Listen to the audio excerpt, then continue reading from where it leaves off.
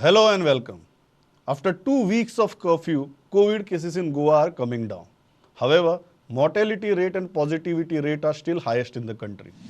Now let us have a look at this week's reportage. As against the tall claims of the BJP-led government that the statewide curfew has helped combat the second wave of COVID, the data reveals that more than 50% of the cases reported in the month of May are during the curfew period itself. Of the total 57,000 cases recorded in the last 27 days, 32,000 cases were detected in the last 2.5 weeks.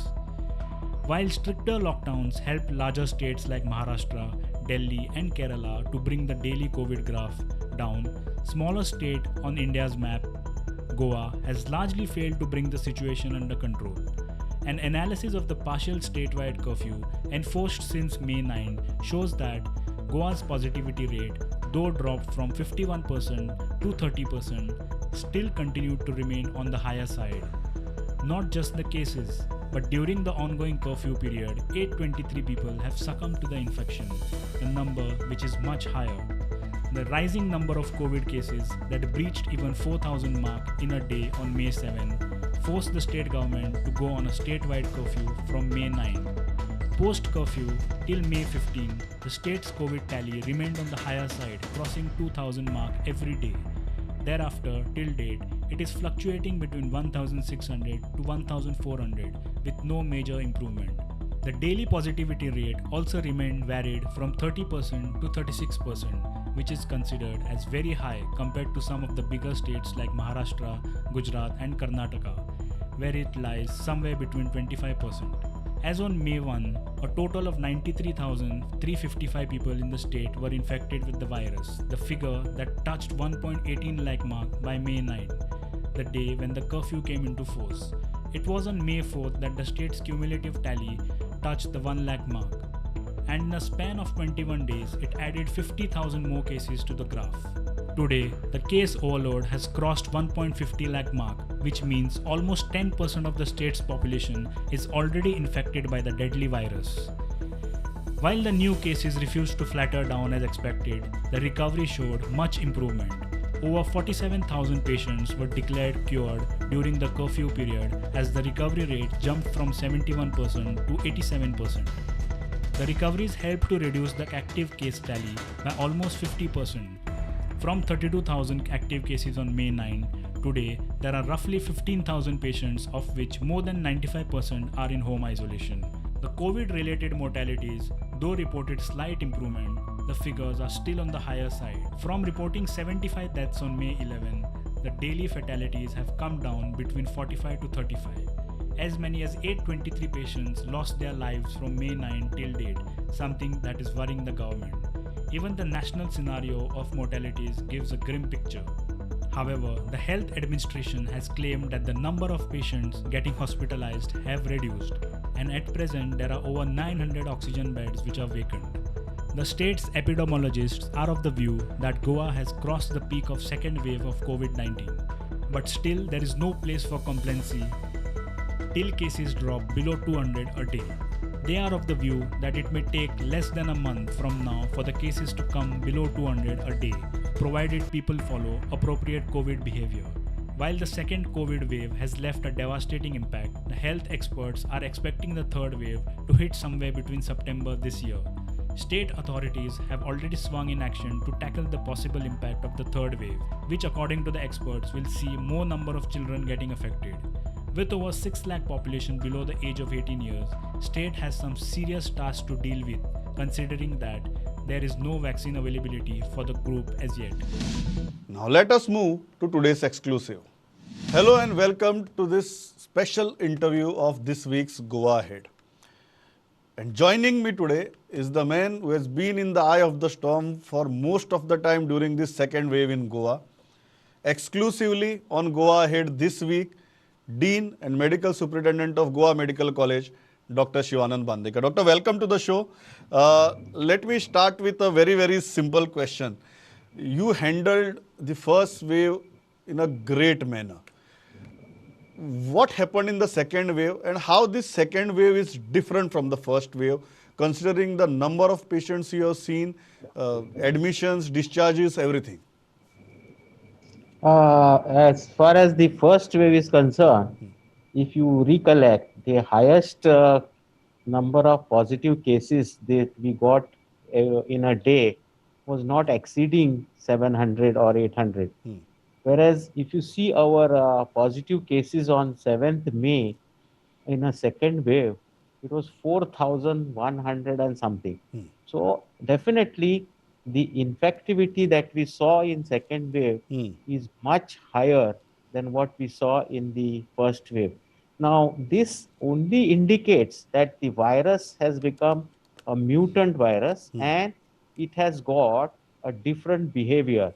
That is, the infectivity is higher.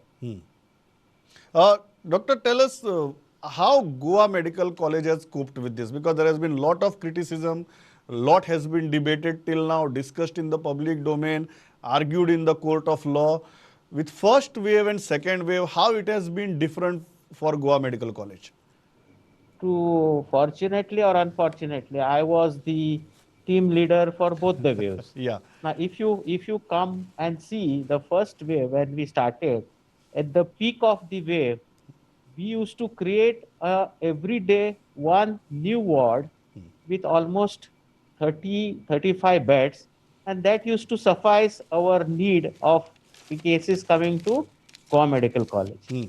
Now, in a second wave, at its peak, we used to admit patients to the tune of 130 per day.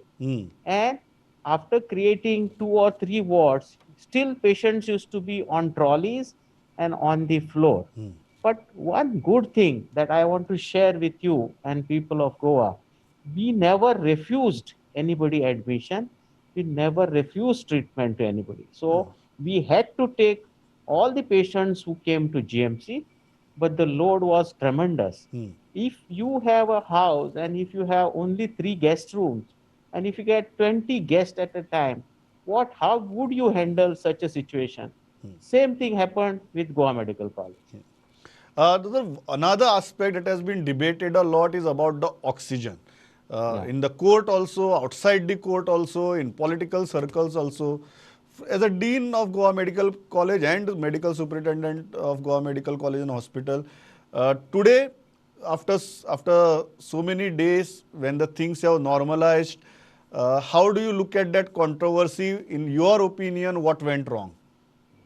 As far as the oxygen debate goes, I would not like to speak too much on it because the matter is in sub judice. But I can definitely tell you as a clinician, we used to use oxygen trolleys to the tune of 30 trolleys per day in our first wave. Subsequent to the wave became normal, we were having less cases. That time we were using oxygen trolleys up to the number of 18 trolleys per day. Now, what are these trolleys? These trolleys have got 48 jumbo cylinders. Now, this trolley, when you use in a normal situation, it gets empty within 4 hours. Now, in a situation where you have more than 160 patients on the ventilator, this trolley gets over within 30 minutes and you need to replenish it. So there were issues while changing these trolleys because at that time there used to be a sudden decrease in the oxygen pressure. But to this also we were addressing it in a very very different manner. I used to myself be present at the manifold room all night to see that the time of change is reduced to 2 or 3 minutes. But the demand for oxygen and the patients admitted were in such a critical state that we had to cope up with what was the demand of the oxygen. Uh, Doctor, tell me one more thing. That a lot has been spoken about the mortality rate, and our mortality rate still looks very, very high, which was completely unlike the first wave. Why so? And when can we expect our mortality numbers or mortality rate coming down? Yeah, yeah, I agree with you. This wave has brought in a lot of mortality. Even I feel very hurt. I feel very heavy in my heart because, I have lost some of my good close friends. But the issue here is that the mortality rate was high because most of the people thought this is like a first wave episode where when they were having only fever, Hmm. they stayed at home. They said we will stay at home because there's no need to go to hospital for such a fever. And we had done a statistics. We found that most of the people who have developed first symptom and their visit to the hospital, the average was about 5 to 7 days. Hmm. Now, in this wave, when we say that the virus has mutated, what basic thing we saw clinically was the first 5 days when it is the stage of viremia, one can take a treatment and return back to normal life if he reports to the hospital within first 5 days. Hmm. Here we saw the average reporting of the patient after first symptom was almost more than 5 days. Hmm. So this has led to severity of the disease, and the CT severity scores have been always been more than 15. Hmm. Earlier the first wave when you used to see CT severity of 10 and 12, we used to get worried. But this time we got almost most of the patients with CT severity score more than 20, 22, and sometimes 24 out of 25. Hmm. So this was what was our observation. Doctor, one crucial aspect is most of the people prefer home isolation. What is your advice? When should a person take a call that he needs hospitalization? You spoke about 1 to 5 days. How Yeah. should a person judge that home isolation isn't enough and he needs proper professional medical care? What is the point at which and with what symptoms or what severity the patient, any general person should decide about it? I fully agree with you that the home isolation is the crux of any pandemic. Hmm. And country like India and state like Goa, home isolation is very, very good concept. But what happens in home isolation? Many of these homes, which we say the person has gone into home isolation, they do not have separate bathrooms or the washrooms. Hmm. Finally, that home isolation does not become a strict home isolation. This is one point. And you can't also expect these people who have single bedroom, they Correct. have their own shortcomings, and we cannot be very strict on this. So what we have seen this second wave, most of the time when person has gone for home isolation, he has infected his full family, and the whole family has come positive, and then the whole family has gone into home isolation. So this is what we saw. Second thing, in home isolation, the common food eating area like dining table and all, they used to sit together, and that is what some patients told us how their families became positive. So this should be avoided. And people who have diabetes, hypertension, if they go for home isolation, they should at least once in first 5 days should consult their family doctor or a primary health center doctor and get it clarified. Their sugar is under control, their blood pressure is under control, because these are the comorbidities that we have seen in 85% of patients who have gone into severity. Doctor, but at what point a person should feel or decide that he needs hospitalization? First thing is, suppose he has a fever which is not mild, little higher, 101, 102, which has gone with paracetamol, but it has reappeared.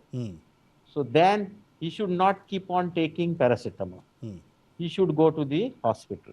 Now, second category is somebody has got a fever for a second or third day, and with paracetamol it has disappeared, but it has reappeared after fifth day. He has to rush to the, because he's going into second stage of COVID illness. So he has to rush to the hospital. And the third thing, which category I would prefer, is that all diabetics, whether they are controlled, not controlled, as far as possible, they should not miss the bus. They should go to the hospital, consult the doctor. Even if they are fine, they should take proper insulin therapy, because oral hypoglycemics in pandemic don't work. So we have been telling people for at least 2 weeks, you manage your sugar with insulin. So if they manage with insulin, things are little better and easy for them. Are you worried about the positivity rate? We went as high as 51%. Still, our numbers are quite worrying. Why our numbers are so high, and by when can we expect them coming down? Yeah, what happens is most of the time what we have seen this time, the COVID appropriate behavior is not there in the masses. I am sorry to say this, people may not like it because at some places I have seen a lot of clustering. Even when there is a curfew on, people rush to buy things in the morning because the curfew timings are after 1 o'clock. So people need to buy from 7 to 1. So people rush, they go and buy, but they need it also. I'm not saying anything, but what I would recommend that the shop owners or whoever is selling essential items, they should see that in their premises that all COVID appropriate behavior is followed. If nothing, at least the people who come to buy should be wearing mask. Why so? Are you attributing the high positivity rate solely to COVID inappropriate behavior, or the way this virus has behaved also has contributed to it? No, both factors are involved. Earlier, I told you in first wave, we had not seen such a high infectivity. Now, with this mutation, which we got double mutant, and then we have got one report from NIV that it is triple mutant. So this mutant virus has a very high infectivity, and that is why I say we should be more cautious on COVID appropriate behavior. Uh, Doctor, another thing is about curfew. Many people believe that it is imposed too late. Uh, do you believe so that we should have gone into a curfew mode probably a month earlier? Now, if you see our positivity rate on the 7th May, there was 4,100 positive cases, and the curfew was imposed on 12th of May. And our statistics, if you go through our statistics, it clearly tells you that after that period, the positive cases, new cases have gone down. So, what is the inference that curfew has helped? So, doctor, do you believe that we should have taken steps earlier, uh, or you are saying that bygones be bygones, let us focus on the present situation? These administrative decisions are different from scientific decisions. Another topic, doctor, is about mucormycosis. And Yeah. Goa Medical College has cases about mucormycosis. What have Yes. been your observations now amongst the cases that you have found? What are the symptoms as far as the cases that are found in Goa?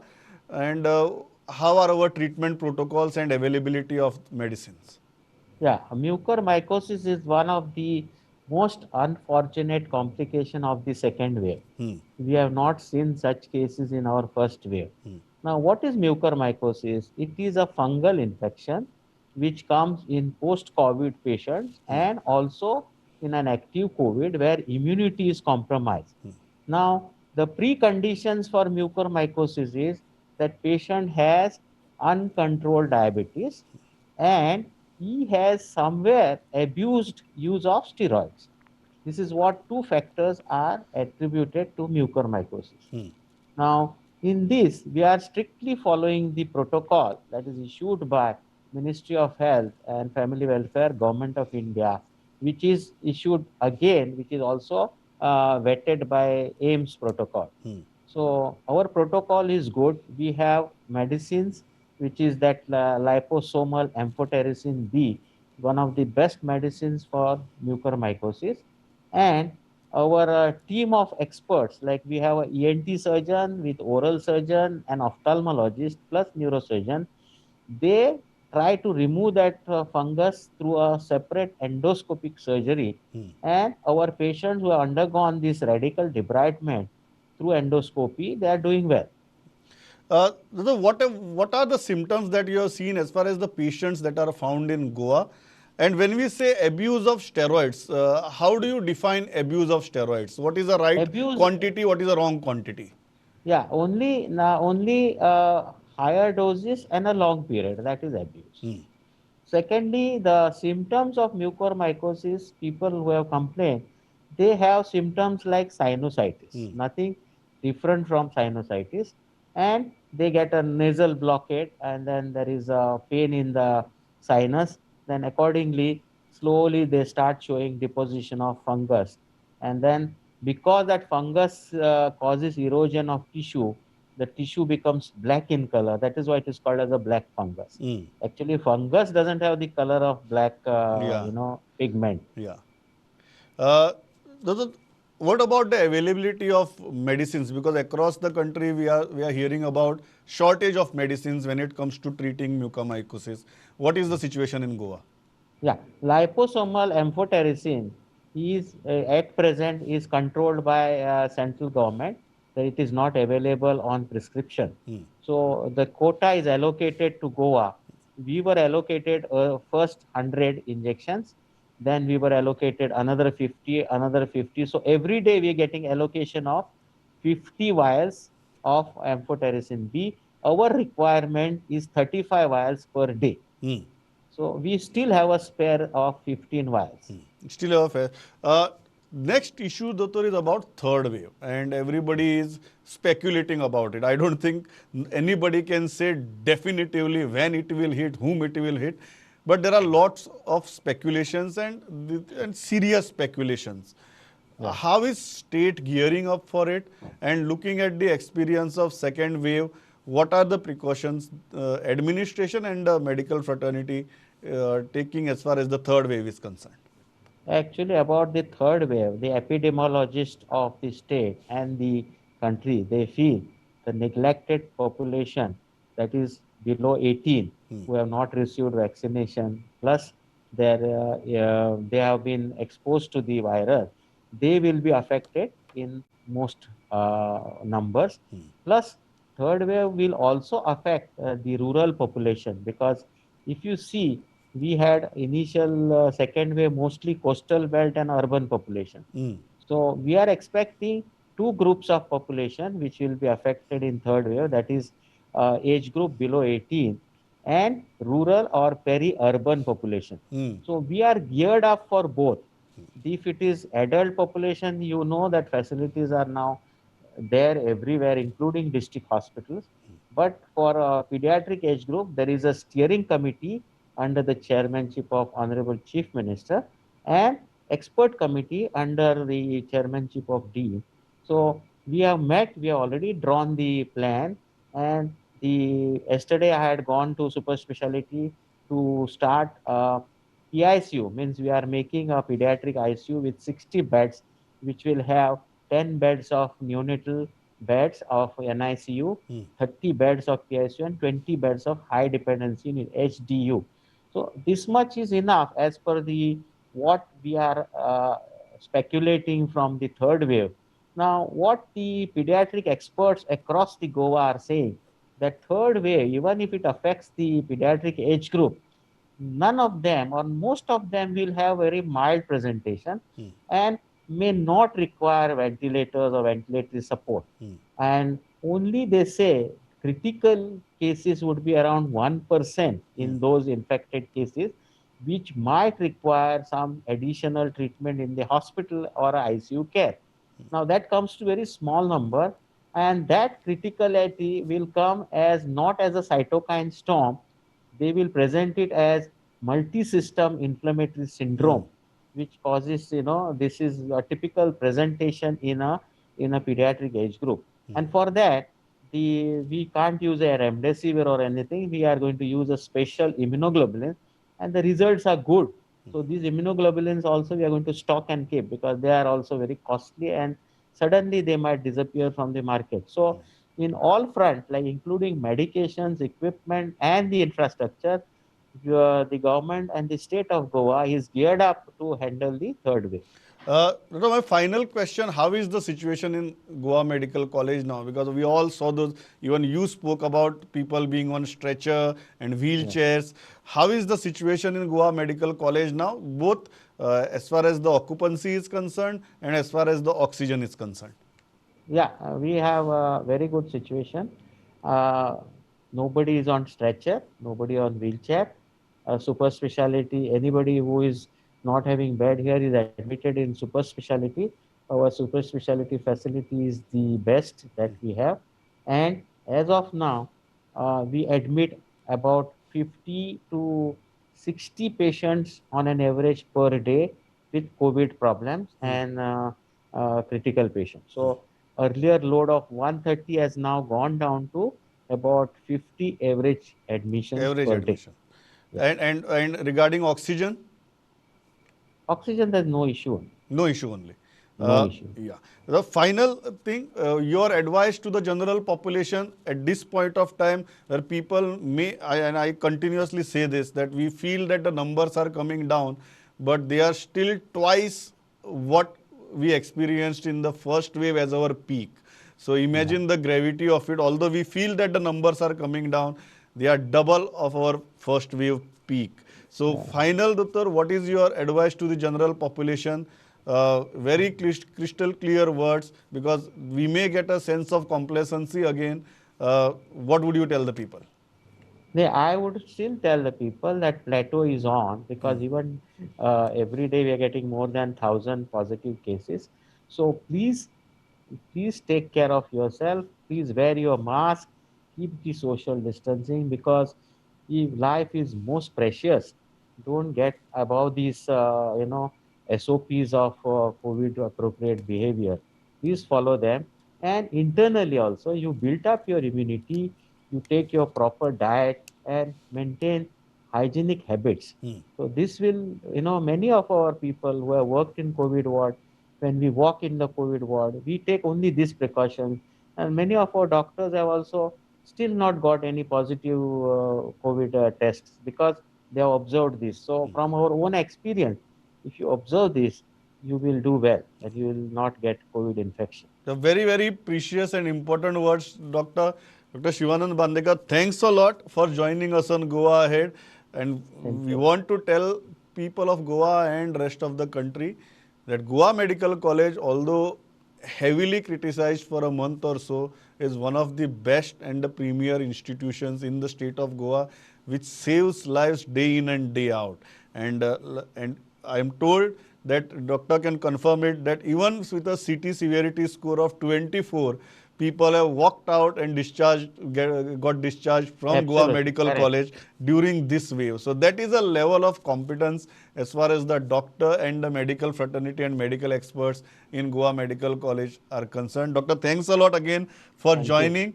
Keep watching Goa Ahead.